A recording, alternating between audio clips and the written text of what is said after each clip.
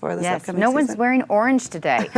So we're all happy now, but we have to go around and talk about our disgrace of the week.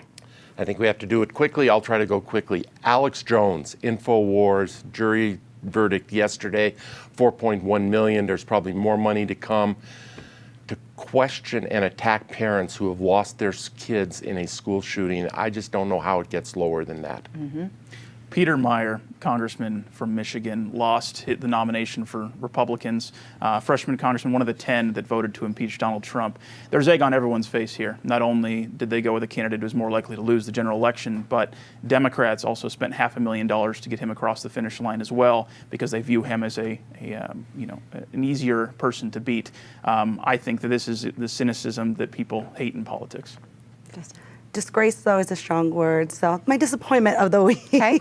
The moving of the food trucks in Lodo. While I understand, there are efforts that need to be made to curb the violence that's going on, I feel like this was a knee-jerk reaction to try to find a solution when we know that there are other solutions. I listened to the testimony from a lot of the food truck owners this week in City Council, and this puts a burden on them and being able to, make money and run their business. I worked in the bar industry in my 20s in Denver, and I know one of the solutions we should be looking at is, ending drinking earlier, extending closing times so we're not sending hordes of people out into the streets drunk at 2 a.m. Mm-hmm. and, making sure that there are food resources around at the end of the night, not only for people leaving the bar, but for employees who are hungry and don't have a lot of options at the end of the night, too. You're right. Louisville Police Department for the murder of Breonna Taylor, and it's unfortunate that it took the Department of Justice to bring a civil rights action against them for their botched execution of a search warrant. Lightning round for happy things this week. Speaker Nancy Pelosi, I always haven't sung her praises, but courage to her for going to Taiwan. Speaking truth to power is not to be underrated. Did you steal my notes? Because that's exactly what I was going to say as well. Nancy Pelosi's trip to Taiwan. I think standing with Taiwan and against China, a bully, is the right thing to do, and I'm glad she didn't back down. All right, Justine. I just want to give a shout out. What made me smile this week was Colorado's 146th birthday.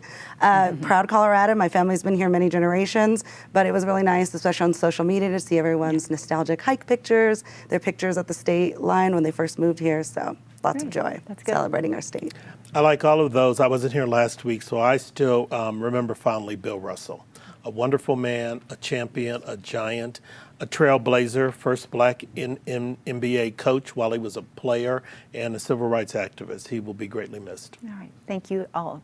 That is all the time we have. Thank you, panelists, for joining us today. And thanks for everyone who is watching at home. If you have any thoughts or comments, please let us know, because this is a show and a conversation for you, for all of Colorado, so we would love to hear from you. And if you'd like to share something that you learned on the show with a friend, or maybe rewatch a particular segment, we'll have the show for you to check out on pbs12.org or PBS 12's YouTube channel. I'm Kyle Dyer, and thanks for watching Colorado Inside Out.